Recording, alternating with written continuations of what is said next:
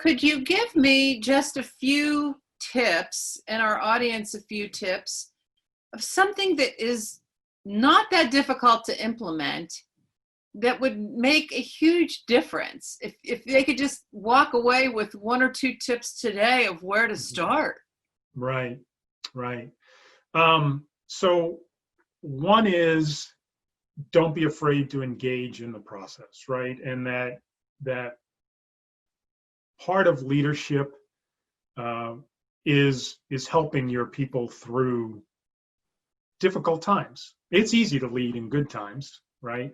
Mhm. And those difficult times, by the way, can be created by a company's own initiatives, right? If you think about that, because anytime your sense of the current reality shifts, you feel a sense of loss. So a company that is, especially now, going through layoffs and furloughing people, there's a whole lot of anxiety around that are causing people are wondering if they're next, right? When is this going to end? How is this going to play out? So the company's own initiatives can cause people to enter the stages of grief.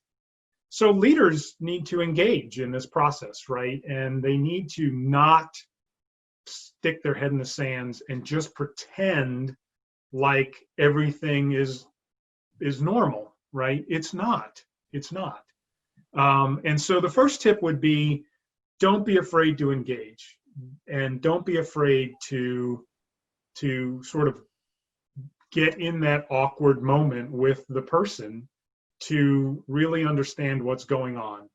The other tip would be to actually lead, right? To actually lead.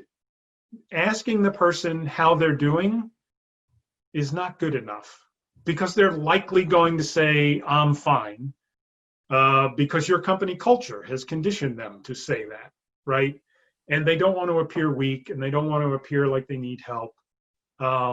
And so, the second tip would be sort of take control of the situation and lead, right? Don't just ask if they need help.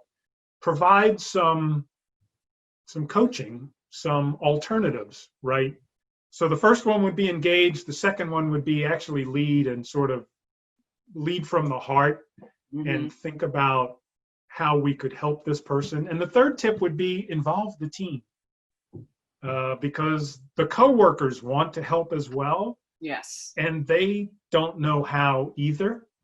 And so by doing that, they will be more than willing to pick up the slack, right, for a given period of time.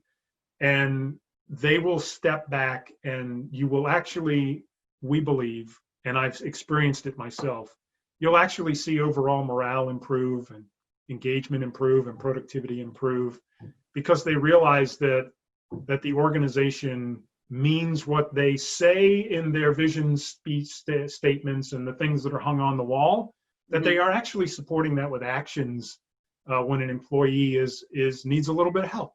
And folks will admire that in the organization and in the leader, frankly.